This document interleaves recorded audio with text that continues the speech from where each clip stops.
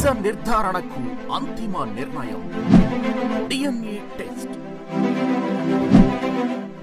ఉన్నది ఉన్నట్లుగా వాస్తవాలను శోధించి వివరించే మన డిఎన్ఏ టీవీ, మన రాష్ట్రం, మన ఛానల్.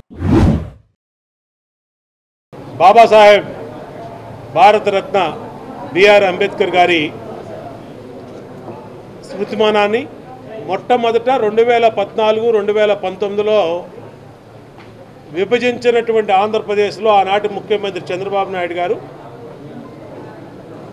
అమరావతిలో ఒక స్మృతివనం పెట్టి పెద్ద ఎత్తున ఆ మహానుభావుడు, మహనీయుడు, మనకి స్ఫూర్తి ప్రదాత అయినటువంటి బాబాసాహెబ్ బిఆర్ అంబేద్కర్ గారి విగ్రహాన్ని పెట్టాలని చెప్పి ఆ రోజు ప్రతిపాదనలు చేయటం.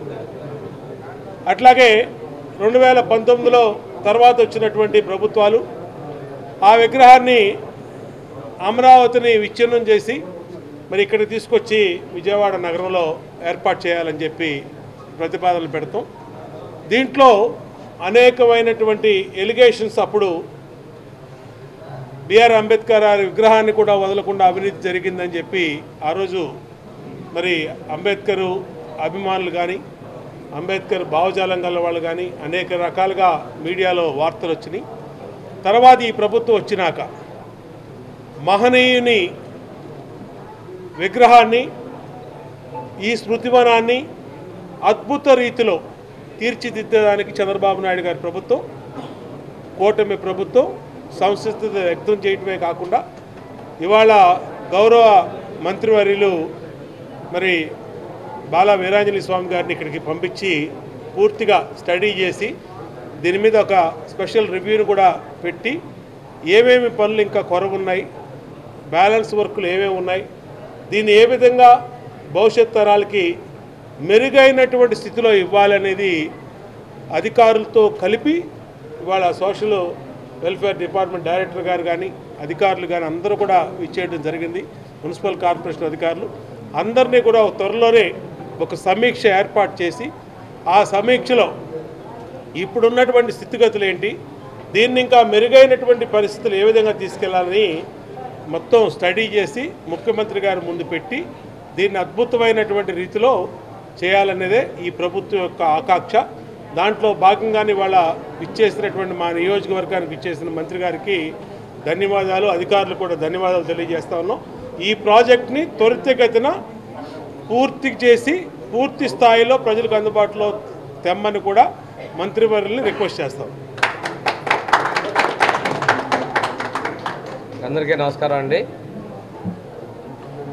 మీ అందరికీ తెలిసిన విషయమే, భారతరత్న డాక్టర్ బిఆర్ అంబేద్కర్ గారి 125వ జన్మదిన సందర్భంగా ఆ రోజు ఉమ్మడి రాష్ట్రంలో హైదరాబాద్లో ఉన్నటువంటి అసెంబ్లీలో మా నాయకుడు, మన ప్రీతం ముఖ్యమంత్రి చంద్రబాబు నాయుడు గారు ప్రకటన చేయటం, భారతదేశంలోనే మొట్టమొదటిసారిగా ఈ ఆంధ్రప్రదేశ్లో ఈ విగ్రహాన్ని మేము ఏర్పాటు చేస్తామని ప్రకటించినటువంటి వ్యక్తి మన చంద్రబాబు నాయుడు గారు, మన ముఖ్యమంత్రి.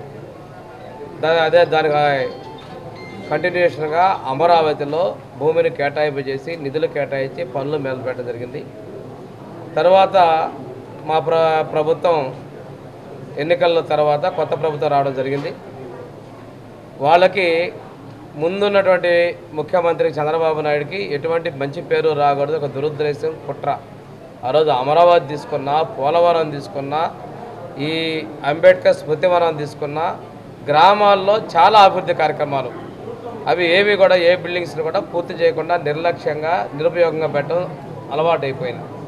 దానిలో భాగంగా అక్కడ ఉన్న అమరావతి స్మృతివనాన్ని తీసేసి అవి పూర్తి చేస్తే చంద్రబాబు నాయుడు గారికి పేరు ప్రతిష్ట వస్తాయనేటువంటి ఒక కుట్ర కోణంతో, దురహంకారంతో ఆ ప్లేస్ నుంచి ఇక్కడ మార్చడం జరిగింది. ఈ కార్యక్రమం ఇది పూర్తి చేశారు. చేసిన తర్వాత ఎన్నికల ముందు హడావుడిగా ఆ రోజు ప్రజా సంఘాలు అందరూ కూడా ఓపెనింగ్ అప్పుడు కూడా ఆక్షేపణలు తెలియజేసినప్పుడు కూడాను తాను ఓపెన్ చేశారు. ఇప్పుడు చూస్తే వర్క్ చాలా పెండింగ్ ఉంది. ఎందుకు హడావుడిగా ఓపెన్ చేశారో మా జిల్లాలో కూడా చూసుకుంటే వెలుగొండ ప్రాజెక్టు కూడా అలాగే పూర్తి కాకుండానే జాతికి అంకితం అని చెప్తారు.